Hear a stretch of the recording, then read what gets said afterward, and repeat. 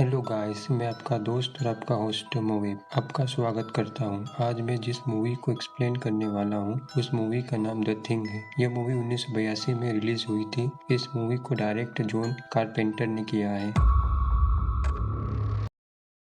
इस मूवी की शुरुआत में हमें 1982 का अंटार्कटिका दिखाया जाता है। इसी सीन में एक हेलीकॉप्टर आसमान में उड़ता हुआ दिखाया जाता है। इस हेलीकॉप्टर में दो नॉर्वेजियन लोग होते हैं जो एक कुत्ते का पीछा हेलीकॉप्टर से कर रहे होते हैं। उसमें से एक व्यक्ति राइफल से कुत्ते को शूट करने लगता है, लेकिन कुत्ता बच जाता है। तभी हमें United states national science institute station 4 दिखाया जाता है। कुत्ता भागते हुए स्टेशन 4 में आ जाता है।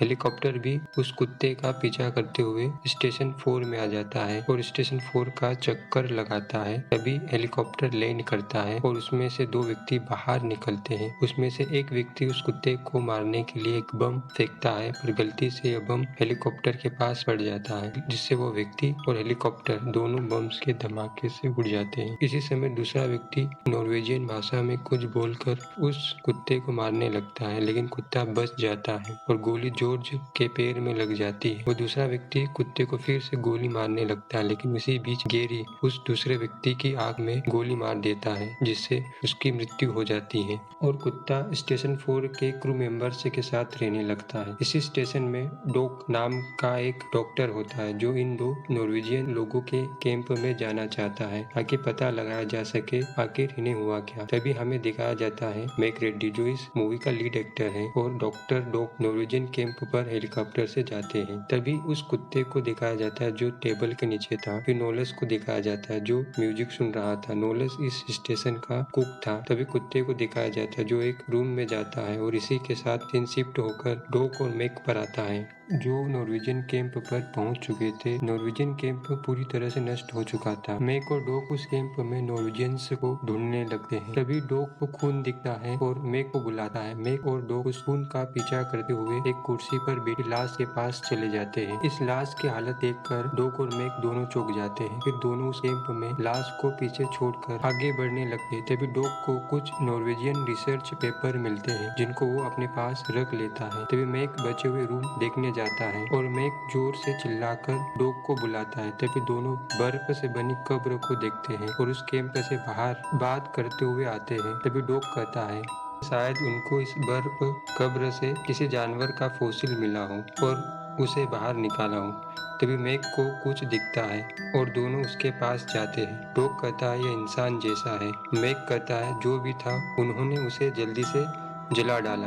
तभी मैक और डॉग दोनों उस चीज को हेलीकॉप्टर से लेकर अपने कैंप पर आते हैं। वह कुत्ता यह सब देख रहा था। तभी कैंप के बाकी लोग आकर उस चीज को लैब में ले जाते हैं। तभी हमें उस चीज को दिखाया जाता है। उस चीज को देखकर सभी लोग चौंक जाते हैं। तभी मैक डॉग को ऑटोप्सी करने को कहता है। कुत्ता भी उसी लैब में था। डॉग नॉर्वेजियन व्यक्ति की ऑटोप्सी करता है और कहता है सब कुछ नॉर्मल है, यह व्यक्ति शारीरिक तौर पर सही है। प्लेयर उस चीज की ऑटोप्सी करता है और कहता है इस चीज के अंदरूनी अंग जैसे दिल, किडनी, फेफड़े, जिगर, आते सभी नॉर्मल है। तभी हमें रात का सीन दिखाया जाता है। इस सीन में विंडो मैगजीन पढ़ रहा है। नोलस और क्लार्क टेबल फुल खेल रहे हैं। नॉर्विस, जॉर्ज और गैरी पत्ते खेल रहे हैं। तभी कुत्ता जॉर्ज की टेबल के नीचे से निकलता है, जिससे जॉर्ज डर जाता है और क्लार्क को कहता है कि इस कुत्ते को बाकी सब कुत्तों के साथ बंद करो। तभी क्लार्क उस कुत्ते को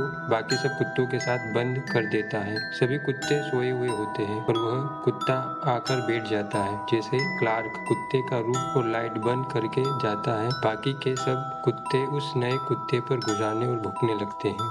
तभी हमें उस कुत्ते को दिखाया जाता है। उस कुत्ते के मुंह से खून निकलने लगता है और उसका मुंह दो हिस्सों में अलग हो जाता है और उन दो हिस्सों के बीच में से एक बड़ी सी जीभ निकलती है। उस कुत्ते के बाकी के हिस्सों से बड़े बड़े टेंटिकल्स बाहर आने लगते हैं। ये टेंटिकल्स इस चीज के लिए पैरों का काम करते हैं। इस बीच कुत्ते के भौंकने से क्लार्क वापिस कुत्तों को देखने आता है। जैसे क्लार्क कुत्तों के रूम का डोर खोलता है, कुत्ते उसे धक्का देकर भागने लगते हैं। इस धक्के से क्लार्क नीचे गिर जाता है। तभी क्लार्क रूम की ओर जैसे ही देखता है तो उसे दिखता है कि कोई चीज बाहर आने की कोशिश कर रही है। क्लार्क जल्दी से रूम बंद कर देता है। तभी मैक को दिखाया जाता है। मैक कोई आवाज सुनकर फायर अलार्म बजाकर कुत्तों के रूम की ओर भागता है। वो अपने साथ गन लेकर आया था। मैक के साथ गेरी, जॉर्ज और नॉर्विस भी आता है। तभी मैक जॉर्ज को चाइल्ड्स को बुलाने को कहता है। जॉर्ज चाइल्ड्स के पास जाता है और कहता है कि मैक को आग फेंकने वाली मशीन चाहिए और यह कहकर जॉर्ज चला जाता है। तभी मैक और बाकी सब आगे बढ़ते हैं। दूसरी तरफ से जॉर्ज, पाल्मर, ब्लेयर आग बुझाने वाला यंत्र लाते हैं। मैक उन्हें पीछे रहने को कहता है। तभी मैक आगे बढ़कर कुत्ते के रूम को खोलता है। नॉर्विस और गेरी मैक के पीछे होते हैं। तभी हमें उस जीव को दिखाया जाता है। मैक उस जीव पर गोलियां चलाने लगता है। गेरी भी ऐसा ही करता है, लेकिन उस जीव पर कोई फर्क नहीं पड़ता। तभी मैक उस रूम का डोर बंद कर देता है। तभी उस जीव को दिखाया जाता है। उस जीव के शरीर से उस जीव के हाथ बाहर निकलने लगते हैं। ये हाथ रूम की छत को तोड़कर इस पूरे जीव को ऊपर खींचने लगते हैं। तभी चाइल्ड्स आ जाता है। मैक उसे इस चीज को जलाने को कहता है। पहले तो चाइल्ड्स इस चीज को देखकर हैरान था। तभी इस चीज से कुछ तेजी से बाहर निकलने लगता है। तभी चाइल्ड्स उस चीज को जला देता है। तभी पाल्मर और नॉर्विस आकर इस आग को बुझाने लगते हैं। सुबह के सीन में दिखाया जाता है कि डॉक्टर ब्लेयर उस जले हुए जीव के टेंटिकल से तोड़ता है। उस जीव को जानने की कोशिश करता है। तभी डॉक्टर ब्लेयर इसी जीव के बारे में बताने लगता है। वह कहता है कि ये ऐसा जीव है जो किसी भी जीवित वस्तु का रूप ले सकता है। इस जीव ने हमारे कुत्तों को खाने की कोशिश की और इसी प्रोसेस में खुद की सेल्स को कुत्तों की सेल्स में बदल डाली। तभी ब्लेयर कुत्ते की नकल बताता है और कहता है कि हमने प्रक्रिया खत्म होने से पहले ही उसे रोक दिया।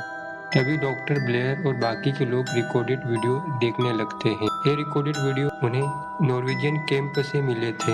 इन रिकॉर्डेड वीडियो में उस जीव के बारे में जानकारी ढूंढने लगते हैं। नॉर्विस उस जगह की लोकेशन मैक को बताता है जो उस रिकॉर्डेड वीडियो में थी। मैक उस जगह जाने लगता है। जॉर्ज कहता है कि मौसम बहुत खराब है। मैक कहता है मुझे कोई फर्क नहीं पड़ता और जाने लगता है। उसके साथ नॉर्विस भी जाता है। हेलीकॉप्टर से उस जगह जाते हैं। ये 3 लोग होते हैं। जैसे ही यह तीनों उस जगह को देखते हैं तो हैरान रह जाते हैं। ये तीनों एक यूएफओ को देखते हैं जो बर्फ में गड़ी हुई होती है। तभी नॉर्विस और मैक रोप के सहारे इस यूएफओ पर उतरते हैं। तभी मैक नॉर्विस से पूछता है क्या लगता है ये कितनों दिनों से होगी। तभी जवाब में नॉर्विस कहता है कि जिस बर्फ में यह दबा हुआ है वो कम से कम 10 लाख साल पुरानी तो होगी। उस यूएफओ से कुछ दूरी पर एक और बर्फ कब्र दिखाई जाती है। तभी हमें रात का सीन दिखाया जाता है। इस सीन में मैक को दिखाया जाता है। मैक कहता है मैं नहीं जानता, हो सकता है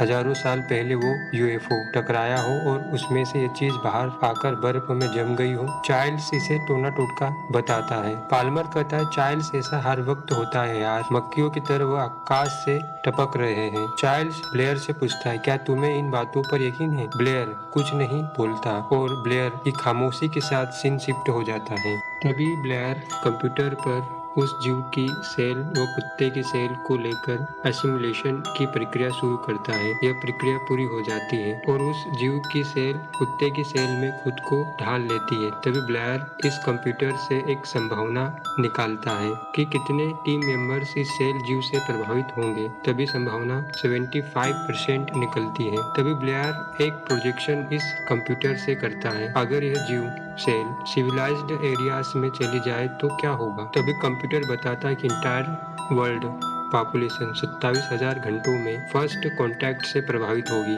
तभी ब्लेयर दराज से अपनी गन निकालता है। सीन शिफ्ट होकर मैक पर आता है। मैक किसी कपड़े को बड़े ध्यान से देख रहा था। तभी डॉक मैक से वायरलेस पर बात करता है और उसे स्टोर रूम में बुलाता है क्योंकि वो चीजों को लैब से स्टोर में ले जा रहे थे। तभी मैक स्टोर रूम में जाता है। फिर हमें जॉर्ज और विंडो को वह जली हुई चीज लाते हुए दिखाया जाता है। मैक अपनी चीजें लेकर जो कि स्टोर रूम में पहले से ही था जाने लगता है। तभी फ्यूकस आकर मैक से कोई महत्वपूर्ण बात करना चाहता है लेकिन मैक मना कर देता है, लेकिन फ्यूकस के जोर देने पर मान जाता है।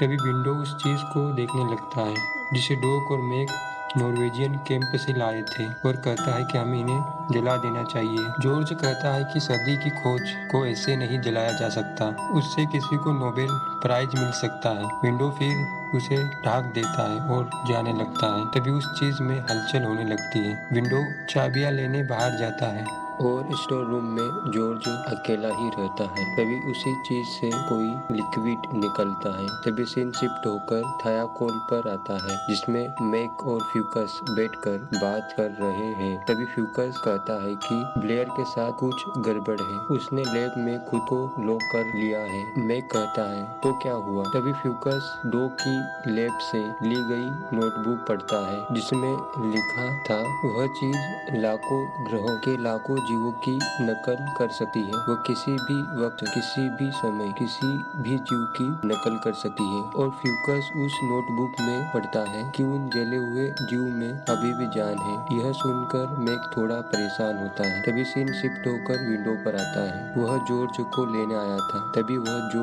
देखता है उसे देखकर दंग रह जाता है। कुर्सी पर पड़े कपड़े खून से सने हुए थे। तभी विंडो जॉर्ज को देखता है और देखकर उस रूम से भागकर बाहर आता है। उसे बाहर मैक और फ्यूकस मिलते हैं। तभी ये तीनों स्टोर रूम में जाते हैं। वहाँ उन्हें जॉर्ज नहीं मिलता। तभी मैक टूटी हुई खिड़की को देखकर उसे बाहर देखने लगता है। तभी उसे जॉर्ज भागते हुए दिखता है। तभी मैक, फ्यूकस और विंडो स्टोर रूम से बाहर आकर जॉर्ज का पीछा करने लगते हैं। इस बीच जॉर्ज गिर जाता है। तभी बाकी सब आकर जॉर्ज को चारों तरफ से घेर लेते हैं। तभी जॉर्ज चिल्लाने लगता है। तभी मैक पेट्रोल की टंकी नीचे गिरा के जॉर्ज को जला देता है। मैक और बाकी सब उस चीज से संबंधित सारी वस्तुओं को जलाने लगते हैं, जिसमें वह फॉसिल भी था जिसे डॉग और मैक लाए थे। तभी गैरी पूछता है कि ब्लेयर कहाँ है? तभी फ्यूकस आकर मैक को कहता है कि ब्लेयर कहीं नहीं है। यह कहकर फ्यूकस चला जाता है। तभी मैक भी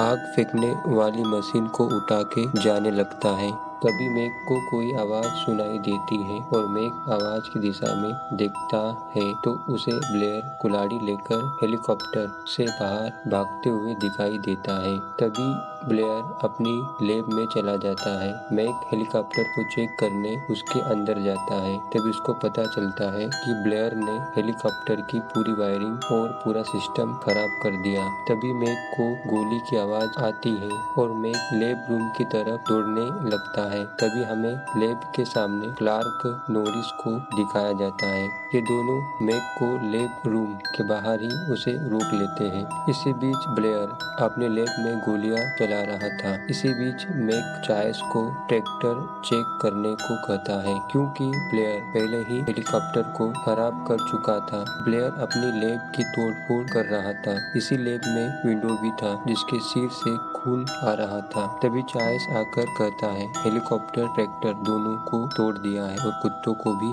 मार डाला है। यह सुनकर क्लार्क वहां से उठकर कुत्तों के रूम में कुत्तों को देखने जाता है। वहां पर उसे सभी कुत्ते मरे हुए मिलते हैं। गैरी लैब रूम में जाने लगता है, लेकिन मैक उसे रोक देता है। इसी बीच वह चायस को कहता है कि तुम मैप रूम से उससे बात करो और मैक्स नॉर्विस को टेबल लाने को कहता है। इस बीच ब्लेयर की तोड़फोड़ जारी थी और विंडो ये सब देख रहा था। तभी नॉर्विस टेबल लेकर आता है और चायस मैप रूम से ब्लेयर से बात करने की कोशिश करता है। तभी ब्लेयर उस पर गोली चला देता है। इसी तरह गोलियां चलाकर अपनी बंदूक की सारी गोलियां खत्म कर देता है। तभी मैक टेबल को ढाल बनाकर ब्लेयर के रूम में आ जाता है और पीछे से गैरी भी आ जाता है। तभी ब्लेयर कुल्हाड़ी से मैक की टेबल पर हमला कर देता है। तभी ब्लेयर पूरी ताकत के साथ मैक और गैरी दोनों को अपने से दूर फेंक देता है। तभी दो लोग ब्लेयर को पकड़ लेते हैं और मैक रेडी एक पंच मारता है, जिससे ब्लेयर काबू में आ जाता है। सीन शिफ्ट होकर हमें बताया जाता है मैक और बाकी के दो लोग ब्लेयर को एक टूल रूम में बंद कर देते हैं। मैक ब्लेयर से थोड़ी बात करता है। तभी मैक जाने लगता है। इसी वक्त ब्लेयर कहता है कि क्लार्क पर नजर रखना, कड़ी से कड़ी नजर रखना। तभी मैक उस रूम से बाहर आता है और मैक, डॉग, फ्यूकस, चायस और गैरी मिलकर बात करने लगते हैं। गैरी कहता है रेडियो खराब है। चायस कहता है चॉपर का भी यही हाल है। एक तीसरा व्यक्ति बोलता है हम अकेले हैं। तभी गैरी कहता है बसंत तक यहीं रहकर बचाव दल का इंतजार करते हैं। मैक कहता है कि नहीं, हम इंतजार नहीं करेंगे, क्योंकि कैंप में कोई तो बहरूपिया है। हम सभी में से एक या दो, अगर बसंत तक रहे तो सभी वैसे हो जाएंगे। तभी चार्ल्स पूछता है कि हम पता कैसे लगाए कि बहरूपिया कौन है। तभी मैक डॉग से पूछता है कि इसके लिए कोई जांच है क्या। तभी डॉग ब्लड सीरम टेस्ट की बात करता है। तभी चार्ल्स पूछता है वो कैसे होता है। तभी डॉग कहता है कि हम सभी व्यक्तियों का खून लेकर शुद्ध खून के साथ मिला देंगे। अगर कोई प्रक्रिया हुई तो हमें मालूम पड़ जाएगा कि कौन इंसान नहीं है। फ्यूकस कहता है कि हमारे पास शुद्ध खून का भंडार है। तभी डॉग देखता है कि शुद्ध खून को किसी ने बहा दिया। तभी चिल्लाकर डॉग सभी को बुला लेता है। तभी मैक पूछता है कि ताला टूटा है। तभी डॉग कहता है नहीं, किसी ने खोला और बंद कर दिया। तभी मैक पूछता है इस फ्रिज को खोलता कौन है। तभी डॉग कहता है मैं। गैरी कहता है इसकी चाबियां सिर्फ मेरे पास होती है। तभी चाबी को लेकर एक गर्म माहौल बन जाता है। सभी एक दूसरे पर इल्जाम लगाने लगते हैं। बात लड़ाई तक पहुंच जाती है। तभी विंडो भागते हुए हथियारों के पास जाता है और एक गन अपने हाथ में ले लेता है। तभी गैरी भी विंडो पर गन तान देता है। तभी विंडो गैरी पर बहरूपिया होने का इल्जाम लगाता है। तभी मैक विंडो को शांत रहने को और बंदूक नीचे रखने को कहता है और गैरी को कहता है कि तुम किसी को नुकसान नहीं पहुंचाओगे। तभी विंडो बात मानकर नीचे बैठकर गन रख देता है। इसी बीच गैरी भी अपनी गन नीचे कर लेता है। यह एक ऐसा माहौल है जहाँ कोई एक दूसरे पर विश्वास नहीं करता, सभी एक दूसरे पर शक करते हैं। तभी हमें रात का सीन दिखाया जाता है। इस सीन में खून की सभी थैलियों को आग से जलाया जाता है।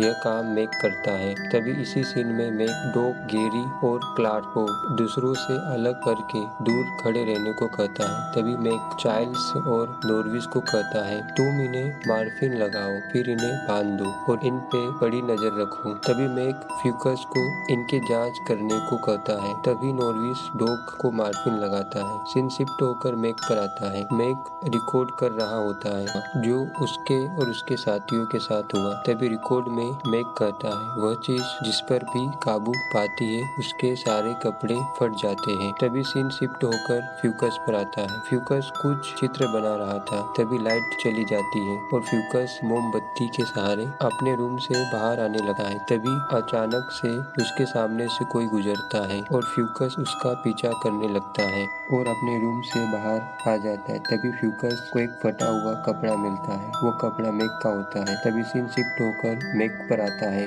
मैक फ्यूकस के बारे में पूछता है पर किसी को कुछ मालूम नहीं था कि फ्यूकस कहाँ है। तभी मैक टीम बनाने लगता है ताकि फ्यूकस को ढूंढ सके। मैक कहता है कि पामा और विंडो तुम दोनों अंदर देखो, नोलस और मैं बाहर देखता हूँ। तभी पामा विंडो के साथ जाने से मना कर देता है। विंडो भी यही कहता है और पामा चाइल्ड्स के साथ जाने को कहता है। तभी मैक गुस्से में चिल्लाता है और विंडो को अपने साथ ले लेता है और नॉरिस को कहता है कि तुम यहीं रुको, अगर कोई भी हिले तो उसे गोली मार देना और कुछ भी सुनो तो सायरन बजा देना और कुछ भी हो जाए हम 20 मिनट बाद यहीं मिलेंगे। इसी के साथ मैक, विंडो, नोलस बाहर आ जाते हैं और फ्यूकस को ढूंढने लगते हैं। तभी विंडो को जला हुआ कंकाल मिलता है। नोलस पूछता है कि क्या यह फ्यूकस है। तभी मैक उसकी चश्मा उठाकर हाँ कर देता है। तभी मैक विंडो से कहता है कि तुम अंदर जाओ और सबको कहो कि हमें फ्यूकस मिल गया। यह कहकर मैक और नोलस मैक के रूम में जाते हैं और विंडो कैंप के अंदर जाता है। नोलस और मैक को मैक के रूम में जाए करीब 40 से 45 मिनट का समय हो गया था। तभी चार्ल्स कहता है कि हमें बाहर के दरवाजे बंद करना शुरू कर देना चाहिए। इसी बीच नॉर्विस को कुछ होने लगता है। तभी हमें दिखाया जाता है कि चार्ल्स और विंडो दरवाजों को बंद करने लगते हैं। नॉर्विस भी यही काम करता है। तभी वह खिड़की से नोलस को देखता है। इस बीच नॉर्विस की हालत भी खराब होने लगती है। तभी नोलस दरवाजे के बाहर खड़े होकर दरवाजा खोलने को कहता है। तभी विंडो दरवाजा खोल के उसे अंदर ले लेता है और नोलस मैक का फटा हुआ कपड़ा बताकर उसे बहरूपिया कहने लगता है। तभी मैक रेडी दरवाजा का लॉक घुमाने लगता है लेकिन चार्ल्स और बाकी के लोग दरवाजा नहीं खोलते। तभी मैक खिड़की के सहारे अंदर आ जाता है। तभी चार्ल्स उसके पास जाकर उसे जलाने की धमकी देने लगता है। तभी मैक अपने हाथों में डायनामाइट से लेकर सभी को पीछे हटने को कहता है। तभी पीछे से नोरस और नॉर्विस उस पर हमला कर देते हैं लेकिन मैक उनको अपने से दूर कर देता है। इस बीच नॉर्विस को कुछ होने लगता है। उसकी सारी तरह से बंद हो जाती है। तभी डॉग उसका इलाज करने लगता है। इस बीच मैक सभी को समझाने लगता है कि मैं बेरुपया नहीं हूँ, पर उस पर कोई विश्वास नहीं करता। तभी डॉग शॉक मशीन से नॉर्विस को शॉक देने लगता है। तभी नॉर्विस का पेट किसी जीव का जबड़ा बन जाता है। इस जबड़े में डॉग के हाथ फंस कर कट जाते हैं। इससे डॉग की मृत्यु हो जाती है। इसी बीच नॉर्विस के पेट से कोई जीव बाहर निकलता है, जिसका चेहरा नॉर्विस जैसे था, बाकी सब अलग। तभी मैक उस जीव को जला देता है। इस बीच नॉर्विस का गला अलग होने लगता है और अलग होकर टेबल से नीचे आ जाता है। तभी वो चेहरा या गला अपनी जीभ के सहारे रेंग कर आगे बढ़ने लगता है। इस बीच चाइल्ड्स गेरी आग को बुझाने लगते हैं। तभी वो चेहरा किसी जीव में परिवर्तित होकर वहां से जाने लगता है। पामा, विंडो और मैक उसे देखते हैं और मैक उसे जला देता है। सीन शिफ्ट होता है और क्लार्क मैक से पूछता है कि तुम्हारे दिमाग में क्या है। तभी मैक कहता है एक छोटी सी परीक्षा। मैक विंडो और पामा को कहता है कि तुम सभी को बांध दो। चाइल्ड्स खुद को बंधवाने से मना कर देता है। तभी मैक कहता है कि मैं तुम्हें मार दूंगा। तभी चाइल्ड्स कहता है मार दो। मैक चाइल्ड्स को गन पॉइंट पर ले लेता है। तभी क्लार्क चालाकी कर मैक पर हमला करने लगता है। मैक उसे बंदूक से शूट कर देता है। तभी पामा क्लार्क और डॉग की लाश को एक टेबल से बांध देता है। तभी मैक विंडो को कहता है कि तुम पामा को बांध दो और कहता है कि हम सभी का ब्लड सैंपल लेंगे और पता करेंगे कि ये चीज क्या है। मैक कहता है जिसका ब्लड इस चीज से संक्रमित होगा वह ब्लड गर्म सुई को देखकर भाग जाएगा। तभी विंडो सभी के और खुद का भी ब्लड सैंपल लेता है और मैक को देता है। तभी मैक नंगे वायर को गर्म करता है और उसे विंडो के ब्लड सैंपल में रखता है। वायर ठंडा हो जाता है। तभी मैक विंडो को कहता है लगता है तुम ठीक हो। तभी मैक खुद के ब्लड सैंपल को गर्म वायर से चेक करता है और वायर ठंडा हो जाता है। तभी मैक क्लार्क और डॉग जो कि दोनों मर चुके हैं उनके खून की जांच करता है और रिजल्ट नॉर्मल निकलता है। इस बीच चाइल्ड्स मैक पर क्लार्क की हत्या का आरोप लगाता है। तभी मैक पामा के खून की जांच करता है और जैसे ही गर्म वायर उसके खून में जाता है उसका खून उछलकर भागने लगता है। तभी पामा हिलने लगता है, उसका पूरा चेहरा फटने लगता है। इसी बीच चाइल्ड्स और गेरी उसे जलाने को कहते हैं, लेकिन मैक की आग फेंकने वाली मशीन काम नहीं कर रही थी। तभी पामा जो कि बंधा हुआ था छूट जाता है और छत से चिपक जाता है। इसी बीच विंडो उसे जलाने आता है, लेकिन पामा को देखकर हैरान रह जाता है। इसी बीच पामा का चेहरा दो हिस्सों में अलग हो जाता है। तभी इससे एक जीभ निकलती है जो विंडो की गर्दन पकड़ लेती है। तभी पामा के सिर के दो हिस्से जबड़े में बदलकर विंडो की गर्दन और सिर दोनों को दबा लेता है और विंडो को हवा में उठा देता है और अपने से दूर फेंक देता है। इस बीच मैक पामा को जला देता है और पामा बाहर भागने लगता है, लेकिन मैक बाहर जाकर उसे बम से उड़ा देता है। तभी विंडो को भी कुछ होने लगता है। तभी मैक रेड्डी विंडो को भी जला देता है। तभी मैक चाइल्ड्स और गेरी दोनों के ब्लड सैंपल की जांच उस गर्म तार से करता है, लेकिन दोनों के ब्लड सैंपल नॉर्मल होते हैं। तभी मैक चाइल्ड्स को कहता है हम ब्लेयर की जांच करने जा रहे हैं और लौटते वक्त ब्लेयर के साथ हम नहीं हो तो उसे जला देना। तभी मैक, नॉरस और गेरी उस रूम में जाते हैं जहाँ ब्लेयर था, लेकिन ब्लेयर वहाँ नहीं था। तभी मैक, गेरी और नॉरस उस रूम की बेसमेंट में जाते हैं, लेकिन वहाँ पर ब्लेयर तो नहीं मिलता, लेकिन वहाँ उन्हें एक तरह का उड़ने वाला जहाज मिलता है। तभी सीन शिफ्ट होकर हमें दिखाया जाता है कि गेरी और मैक बम और डायनामाइट को तैयार कर रहे थे और नॉरस रूम के दरवाजे से नजर रख रहा था। तभी नॉरस को चाइल्ड्स बाहर दिखता है और गेरी और मैक को बुलाता है।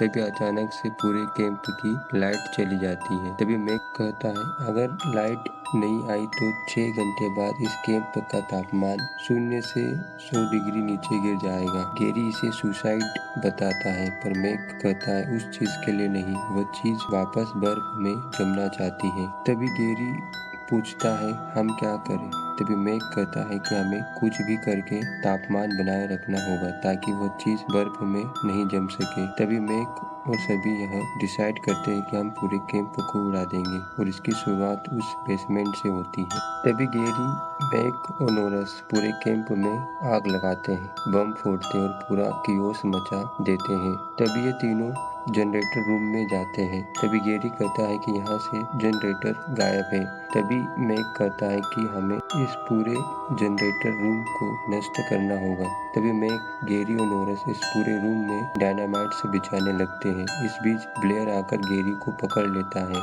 तभी नोरस को कुछ दिखता है और वो उसका पीछा करने लगता है। तभी मैक पूछता है कि काम कैसे चल रहा है, लेकिन कोई जवाब नहीं आता और नोरस भी गायब हो जाता है। इस बीच मैक को आवाज आती है। आवाज उसी दिशा से आ रही थी जहाँ से नोरस गायब हुआ था। तभी मैक एक डायनामाइट अपने हाथ में लेकर और उसे जलाकर उस दिशा में आगे बढ़ता है।